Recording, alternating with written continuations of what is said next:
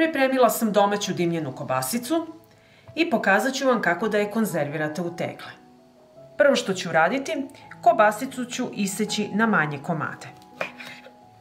Evo ovako.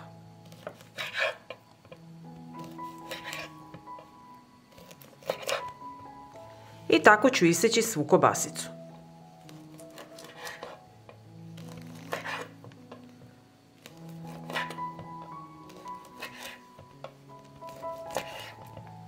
Isekla sam kobasicu i sada ću je preručiti u tiganj. Pržit ću kobasicu do 90% gotovosti.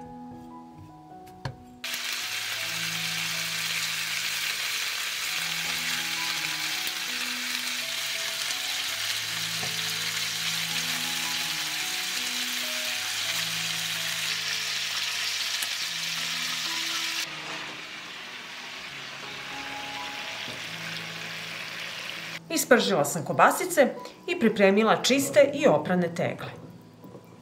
I stavljam kobasice u tegle.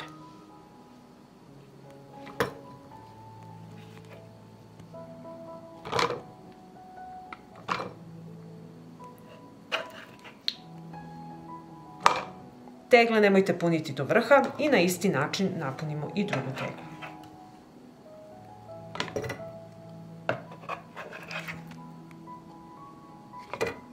U svaku teglu sipam po kašiku 9% sirćeta. Sirće ne smete izostavljati jer se u kiseloj sredini ne razvija botulizam.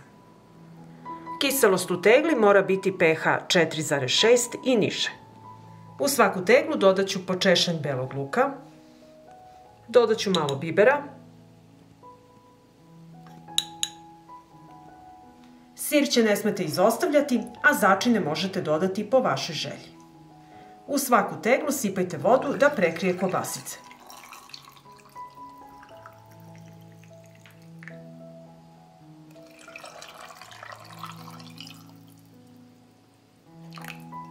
Obrisat ću vrh tegle sa sirćetom.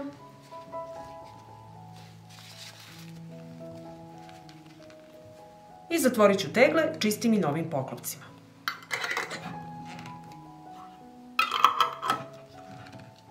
Uradit ćemo pasterizaciju, na dno šerpe stavljam krpu i unutra ređam tegle.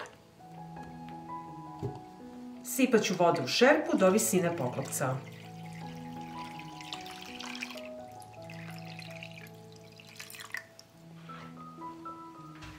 Stavljam lonac na šporet i od momenta kada voda proključa, smanjite temperaturu da voda samo struji i kuvajte 2 sata.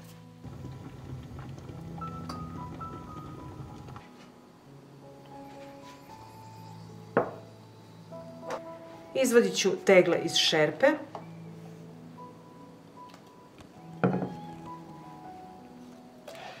i ostavit ću da se potpuno ohlade. Kada se tegle ohlade, središnji deo poklopca mora utonuti.